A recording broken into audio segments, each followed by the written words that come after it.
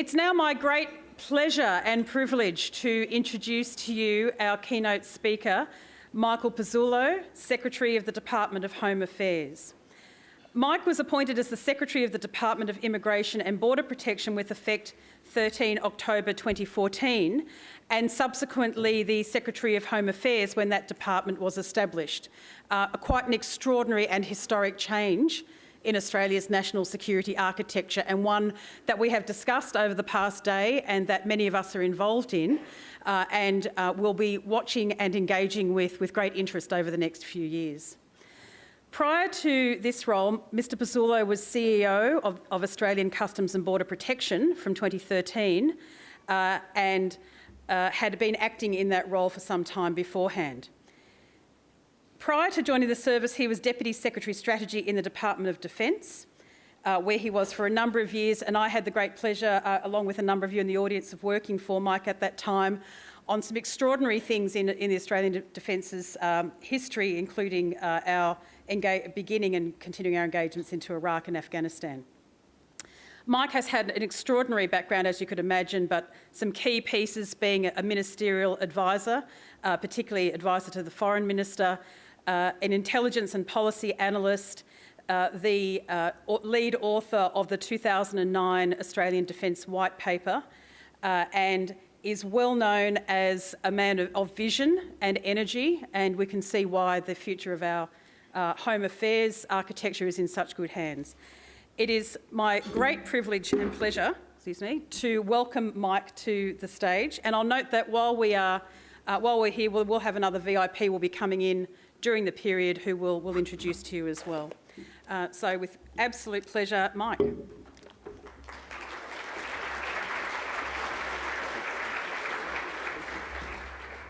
Well, thank you very much, Jacinta, for those overly kind, in fact, extraordinarily kind words and much undeserved. First of all, can I acknowledge, and I hope colleagues don't mind me doing this, but can I acknowledge all of my colleagues from the Department of Home Affairs? I recognise quite a number of you, but also our great portfolio agencies. Great to have you here. Thank you so much, if I can say in a public forum, for the wonderful support that you've provided to me personally and to my executive leadership team ever since former Prime Minister Turnbull in July of 2017 announced two very significant changes that Jacinta mentioned and that no doubt have characterised or infused your proceedings over the last day or so. The establishment of the portfolio in the department announced last July and stood up in December of 2017, and also, of course, the creation of the Office of National Intelligence, which is getting there. Just need a bit of legislation sorted out. And Nick Warner, of course, great colleague and friend, is the Director General Designate over there. So thank you very much, very sincerely, to Home Affairs colleagues, both the departmental, border force and portfolio agencies. To everyone else, it's great to see you here.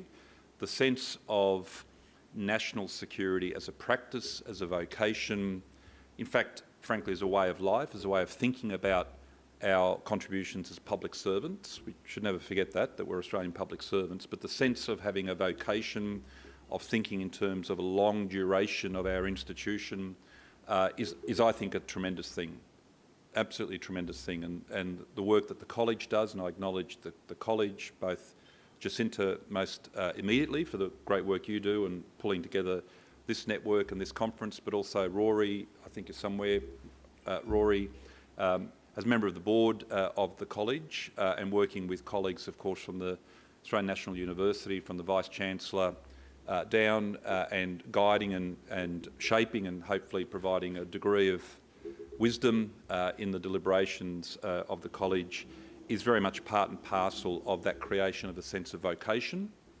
a sense of professional specialisation, whilst always, of course, acknowledging and respecting and indeed revering our role as Australian public servants, but having that sense of a career spent in national security, yes, as a subset of being a public servant, is tremendously important for our nation.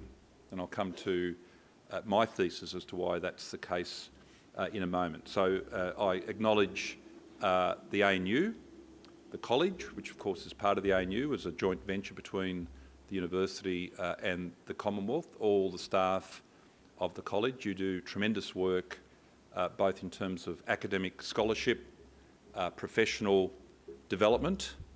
You run great courses, they're highly in demand, and I don't think it's simply because the Secretary says you have to go on the course.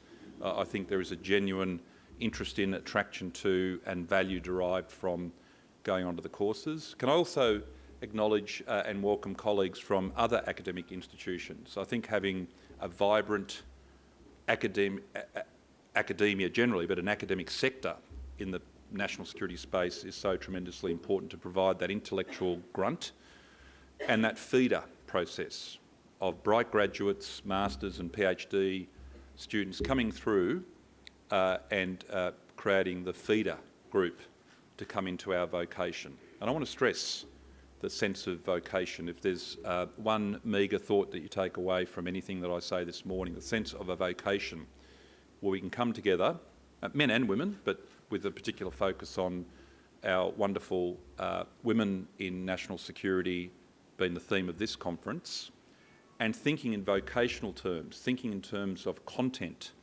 of specialisation, in an area where a focus on content is becoming ever more so important for reasons I'll actually get to in a moment.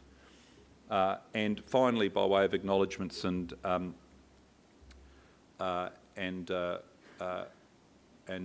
expressions of gratitude, colleagues who have been on the journey with me for quite a long time. It was alluded to earlier, as my career, purely through luck, fortune and just stumbling into roles without being able to bring any discernible talent or skill to those roles, as that has unfolded, I've been wonderfully supported with a group of colleagues, some of whom have worked with me for a long time and indeed tend to move around when I move around, and others whose paths intersect with mine. For those in the room who are present, thank you for the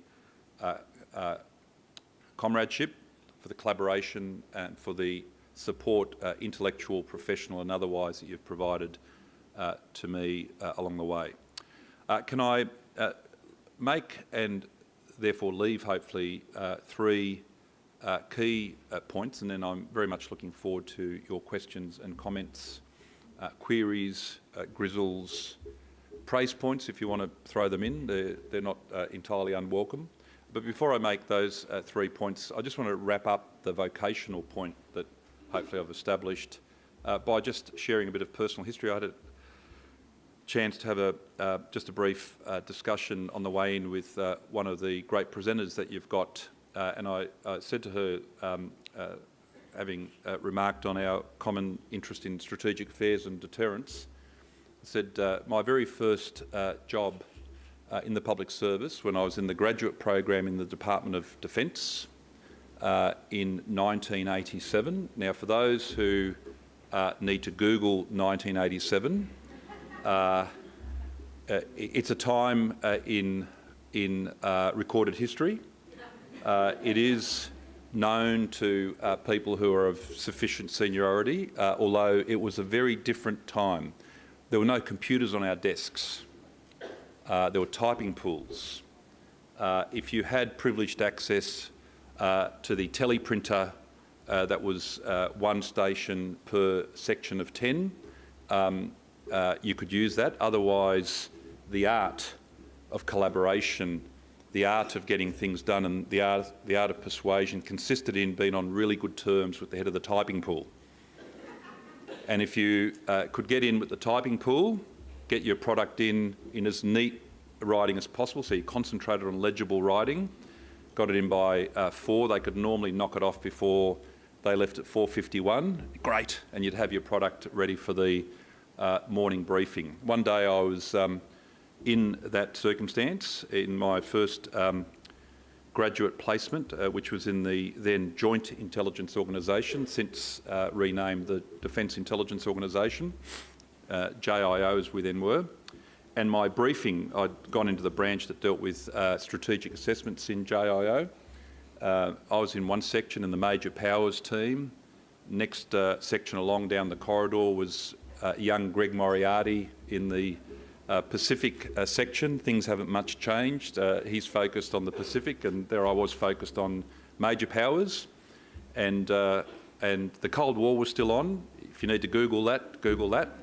And there was a fellow called Gorbachev who made an appearance recently in the media, and he and Mr Reagan had just signed, after discussions at Reykjavik in Iceland, the Intermediate Nuclear Forces Treaty.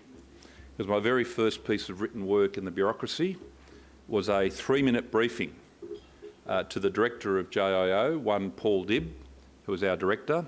He used to do the Monday briefings, and our team leader said, Mike, you can do the INF treaty and you can do the 3-minute briefing for Paul. And I immediately calculated the director is a Russian speaker, Soviet expert, who knows strategic nuclear issues like the back of his hand, and I'm being set up here as the graduate.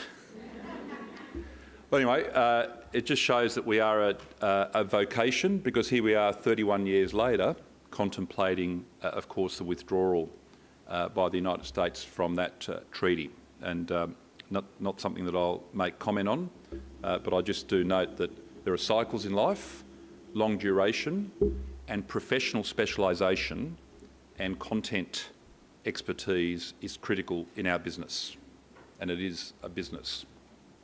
Let me leave you with 3 key points that pertain to, well, I think broadly pertain to the topic I was meant to talk about, but oh, is that what I'm talking? Okay, right. Okay, so let me make 3 points which I'm sure will weave their way around and touch there. 1, the creation of the Department of Home Affairs, touched on earlier, is something that I was very positively disposed of when the former Prime Minister sought my views on it on several occasions. I gave him my views, as one's entitled to do. In the end, these are always matters for the Prime Minister of the day, and a future Prime Minister might well have a different view about how to modify or calibrate arrangements. But I said, I think what'll happen, particularly if, as was being contemplated at the time, that he was going to put me into the job, what will happen is that the synergies and the cross-sectoral connections that one will draw between things like cyber, critical infrastructure, foreign investment flows, national security risks around foreign investment in critical infrastructure, data across a whole series of sectors, what we were starting to focus on there in greater earnest in terms of state-based foreign interference. We were, a couple of years ago now, starting to think about the national security and indeed other implications of things like deep fakes, bot-based manipulation of opinion, disinformation and the like. So, Prime Minister, it strikes me that, yes, you can, of course, always manage issues such as that across an interagency spectrum, and there's always going to be a point at which you have to draw a boundary, and there'll always be something just outside of the boundary, an entity just outside of the boundary with whom collaborative interagency connections will have to be built. But it seems to me, Prime Minister, in the same way as we've broadened the aperture over 4 decades of the defence enterprise, which of course in the early 70s was segmented by single service. So we've created the broader space called defence, and of course defence still has to collaborate, but its boundaries, its frontiers are broader.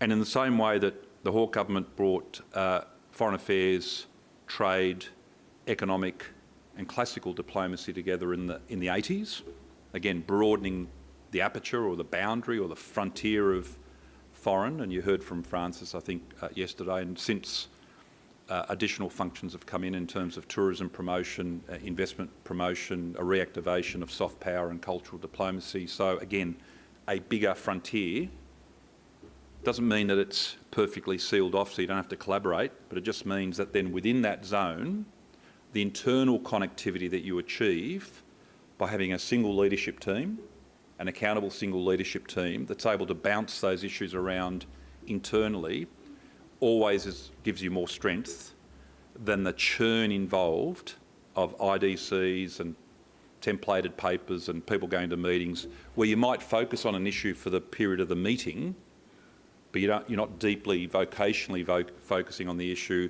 24/7, all the time, deeply. So it connects back to the point I make about vocation. So, point one, Home Affairs in some objective way, call it what you will, in terms of a label for you could have called it something else, but the function was necessarily over time, without being too Marxist about it, the objective underlying historical forces, might need to Google Marxism, were always going to cohere the function, one way or another.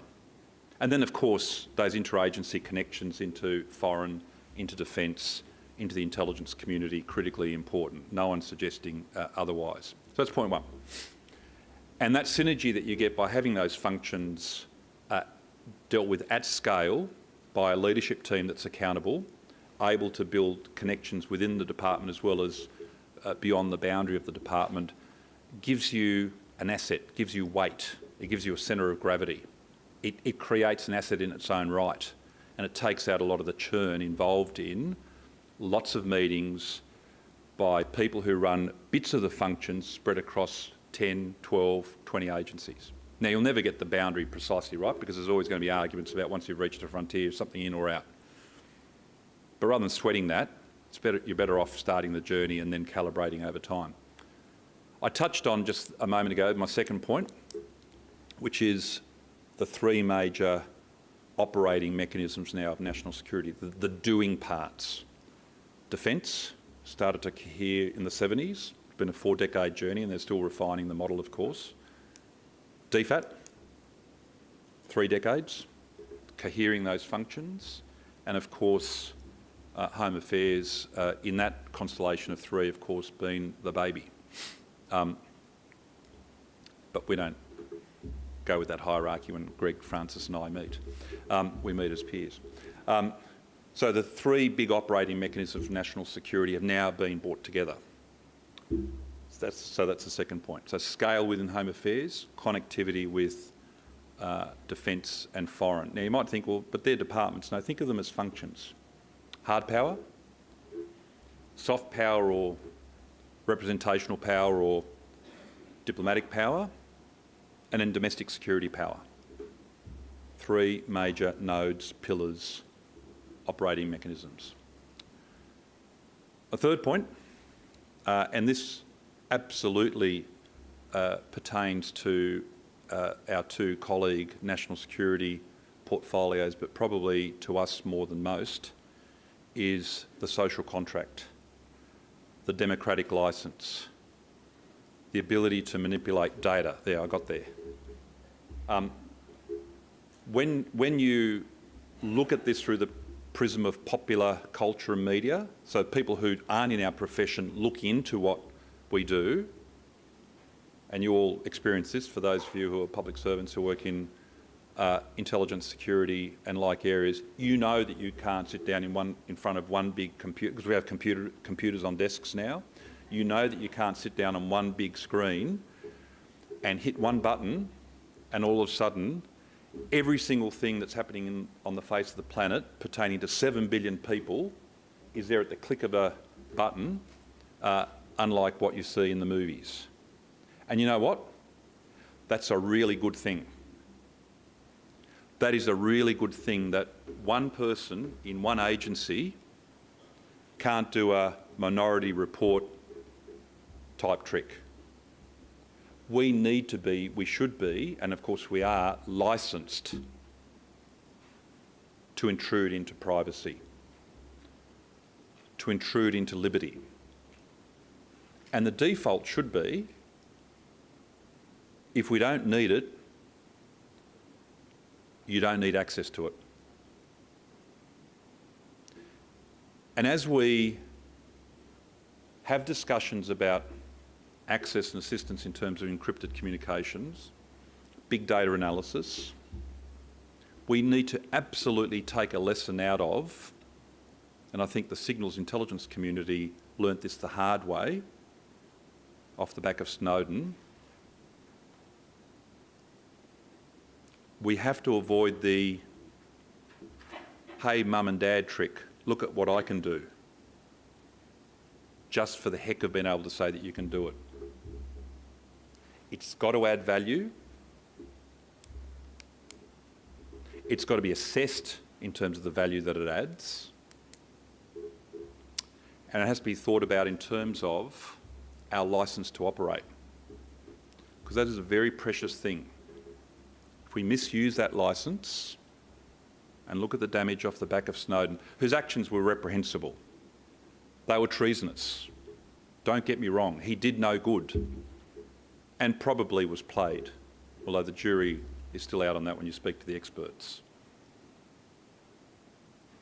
But think about what that revealed. And think about the challenges faced by President Obama, who had to go through the process of saying, okay, how do I actually remake the case on the basis of democratic principles as to why all this data is being collected? To what purpose is it being used? We are not good at mounting the argument in relative terms. Too many of us, and I'm probably the most ancient person in the room here other than one or two, because I do remember the time that there were no computers on desks. Too many of us have grown up with the instinct of whack a classification on it, put a code word on it. No one needs to know. I'm sorry. Democracy is actually being contested, colleagues. Our licence to operate is being challenged. And on occasions, our misuse of that licence, which is not egregious and certainly nothing on the scale of how some others misuse their licence to operate, because they just write their own licence. So we shouldn't flagellate ourselves over it. Our poor instinctive reactions to how to mount the argument about our licence is the one thing that in our vocation I think we need to do a lot of work on. And I would call on everyone here assembled to think deeply about these issues, to think deeply about the crossover between the law, political science, sociology, jurisprudence, as separate from study of the law, as well as then the technology piece, the data piece, and the computers. Think about the computers last. That instinct of saying, hey, gee whiz, look at what I can do, is great if we actually need that trick performed. Thank you so very much.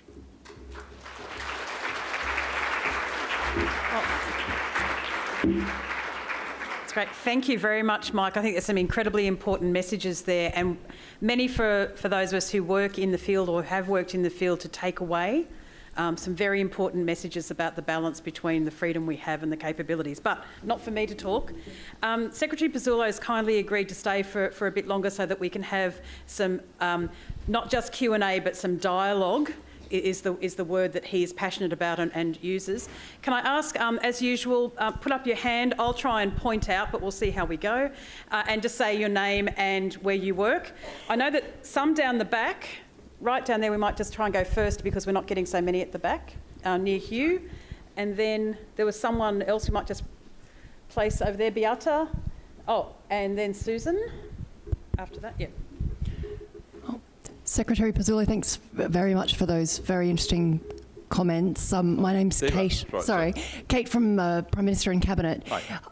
It was really interesting to hear about the sort of the bringing together of functions in Home Affairs. I'd be interested in your thoughts on the future of immigration policy within Home Affairs, and I guess the trend over the last decade to securitisation of immigration policy, and how that will, the future of that within the national security field, or whether you think we may see a divergence, a sort of return to history with the past where immigration was dealt with, I guess, through a different lens, or whether that's inevitable to remain now? That's a tremendous question,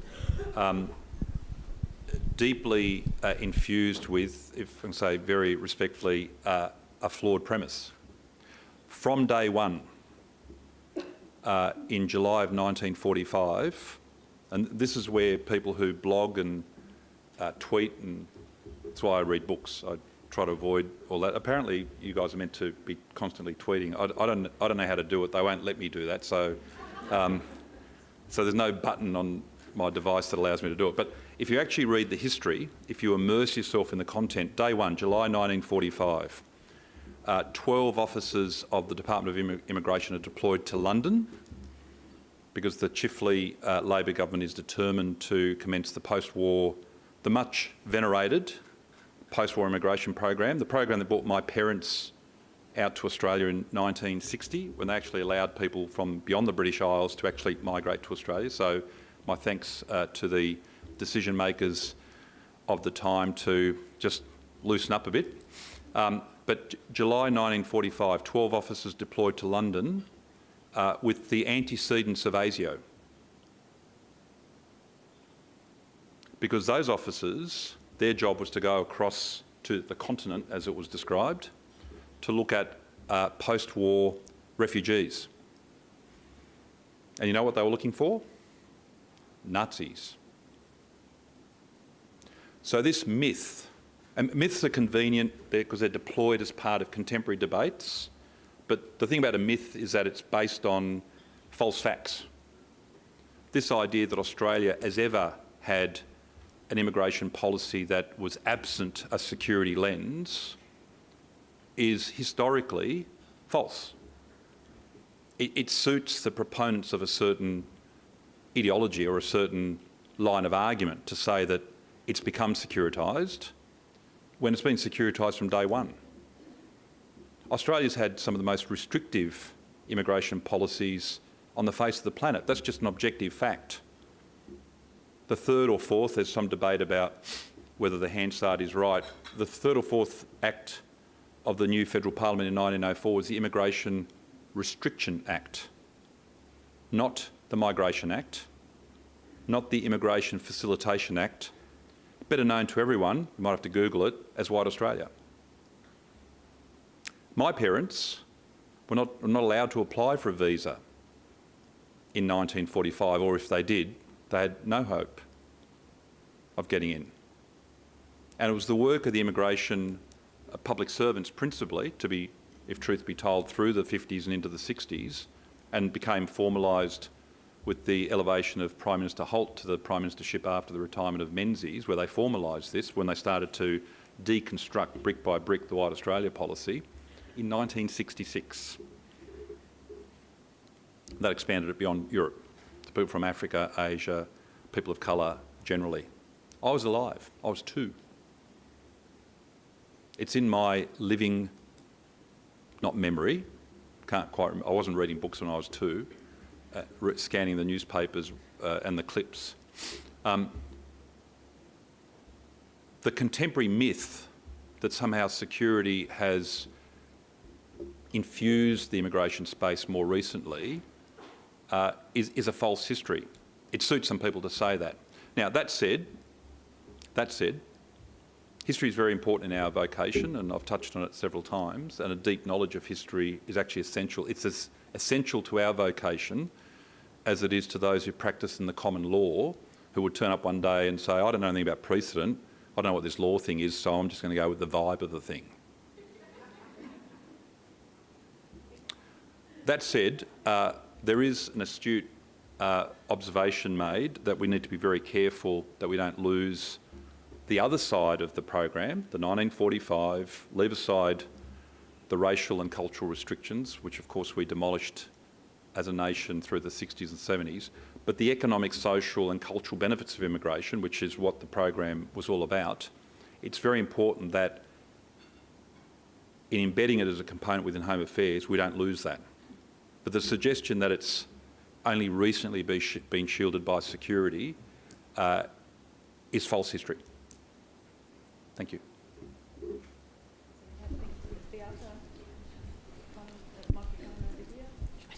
I must say, I've got to apologise to my fellow colleagues who are going to present the next panel, because they actually know what they're talking about on this topic. So I do apologise, Eleanor and other colleagues. I think I'm eating a little bit into your time. My name's Susan Hutchinson, and thank you for a really fascinating set of anecdotes and insights. I feel like the latter half of your speech was where there was some real gold, but my question is really about... was what? That was the real gold. Okay. But I actually want to ask about the first part of your speech. I am a PhD student here at the ANU, and I run a campaign called Prosecute, Don't Perpetrate. Many of the agencies that are now in Home Affairs are those that would contribute to the investigation and prosecution of war crimes, crimes against humanity, and genocide.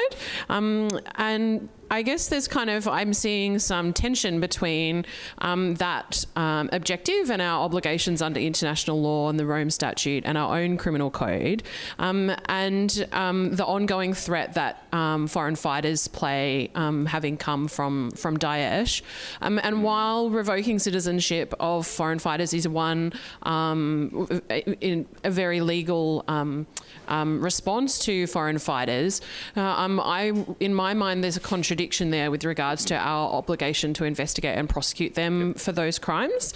And so I guess my question is, would you consider, and would and if and how, you're considering getting the agencies in Home Affairs to undertake those investigations and prosecutions? Thank you.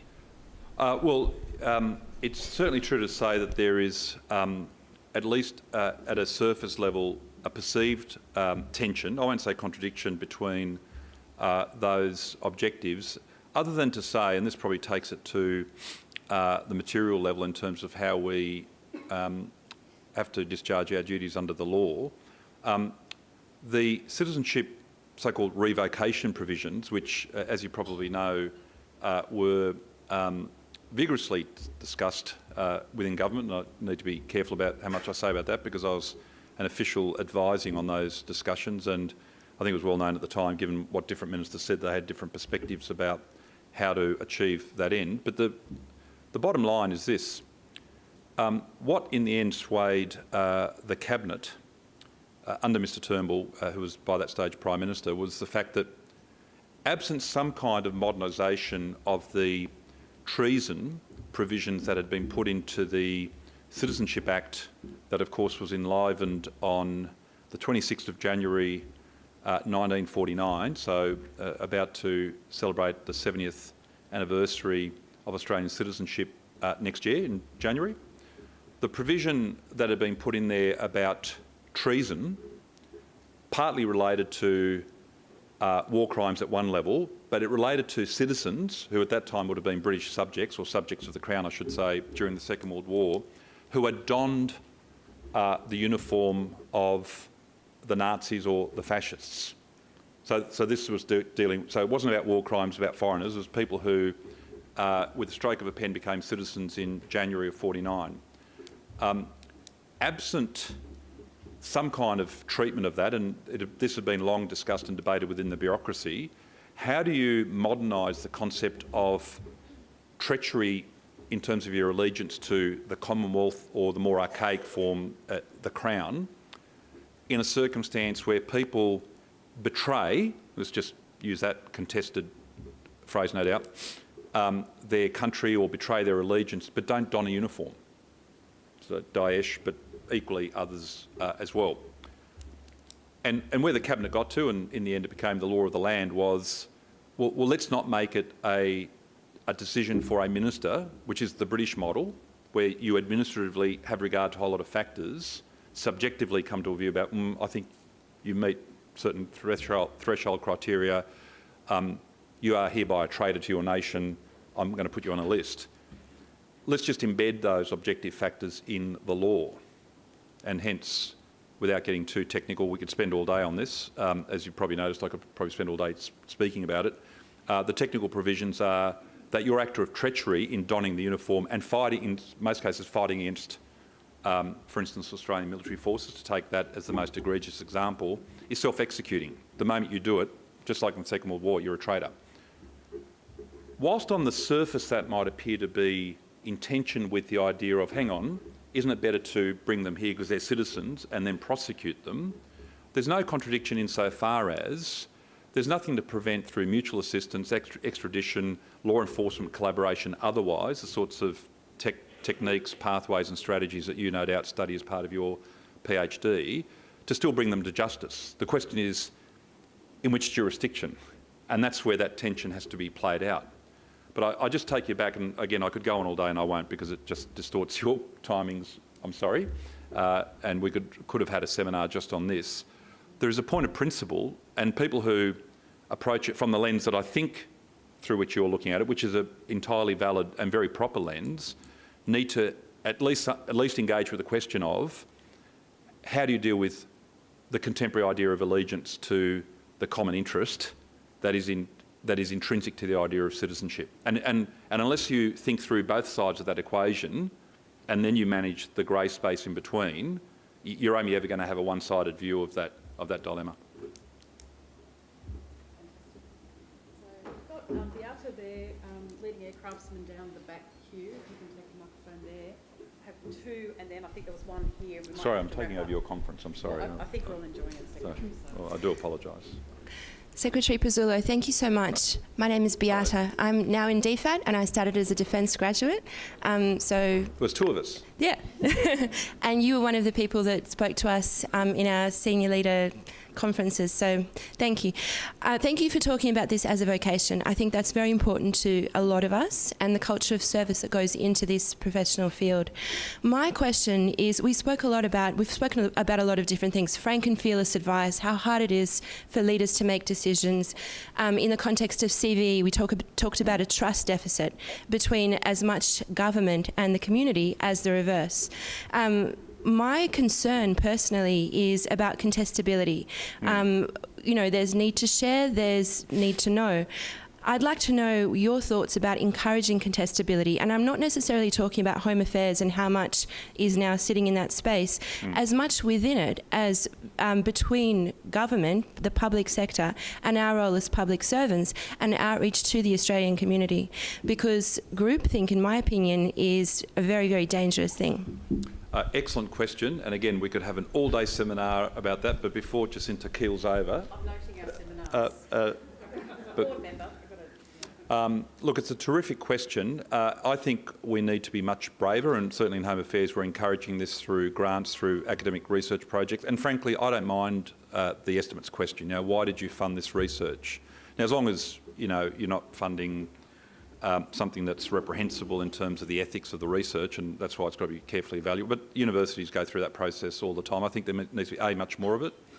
I think we need to move, I won't say quite to the US practice, but I'll use that as a bit of an exemplar to make the point quickly as to what I'm trying to characterise, where academics are willing to engage, including potentially by retaining security clearances. I know that's a big issue, and on campus these days anyone with a security clearance probably gets some sort of protest or boycott against them. I don't know if that's the experience of the academics here, but universities are becoming the Wild West in terms of shutting down freedom of thought, from what I can tell, but maybe I'm a bit too distant from it. And you bring people in, red team, show them the intelligence. What's wrong with reading cables and reading SIGINT reports and HUMINT reports and saying, what's your view? What do you think? Now, you've still got to sign up to the obligations, you can't disclose it, can't use it in your research. It's a criminal breach, carrying up to 7 years in jail if you disclose it to persons without a need to know, all that stuff. And then you start to, I think, build a platform where, notwithstanding the deep reverence I think we should have for our vocation, it doesn't mean that we value 31 years of continuous service, which happens to be the case in my case, but you value people going out into those academic environments or into think tanks, retaining their clearance. I'm a big believer, by the way, and hopefully there's no one here from AGSFA because you'll keel over now.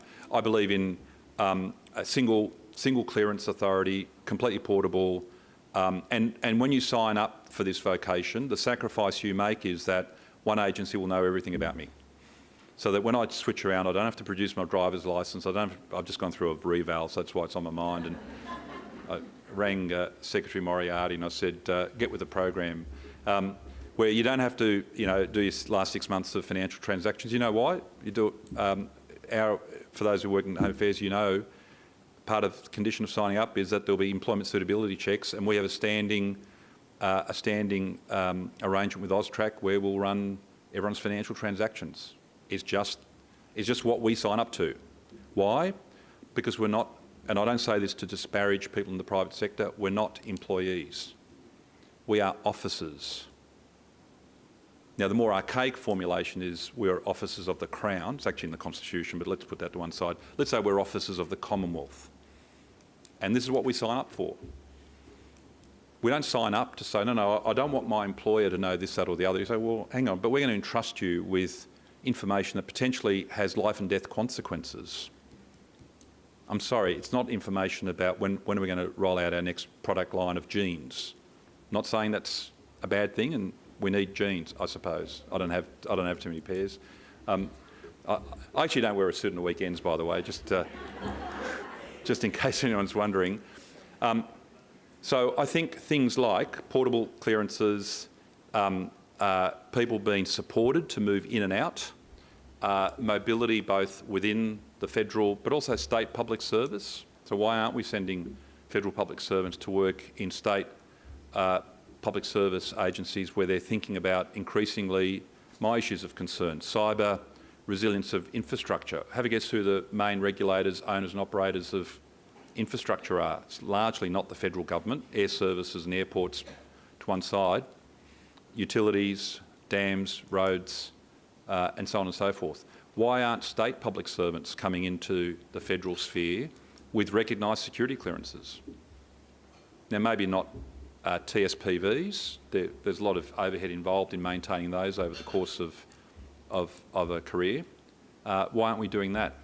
Why aren't we engaging more forthrightly and having the results published? Red teaming exercises that National Security College, which I know is doing a lot of great work in the futures area, ASPI, another college. Can I mention ASPI here? Is that all right? That's good? Yeah, we all work together. We're all friends. That's great. And also international. We work very closely with the RAND Corporation in the US, who do a lot of work for us on operational performance metrics, and so on and so forth. So it's a great question. I think there's a different spirit and different attitude amongst the leadership of the national security community these days. I think the trick will be, particularly over the next few years, to cash in on that new spirit. You might have to just wrap up. Absolutely. Sadly, and I do. I can't stand here all day. Well, I think we'd probably enjoy it if you did. Look, we will have to wrap up the Q&A, and I'm very, very sorry about that, just so we can get through the rest of the program. I'd really like just to quickly thank Secretary Pezzullo for giving us very generously of his time during Senate Estimates Week, same with Secretary Adamson and General Campbell. But also just to note that, and those of you who work for Secretary Pezzullo or have worked with him wouldn't be surprised. We, of course, have had a masterclass across political philosophy, military history, legislative history, administrative history and so on, but also diving into the nitty-gritty details of regulatory aspects. And I think that gives us all a sense of this extraordinary balance that has to be actively maintained in home affairs. And at the end of the day, while it's very, very complex, it is a good thing to have these things in tension with each other in the same agency. So we wish you all the best with your endeavours, Secretary, and please join me in thanking you very much.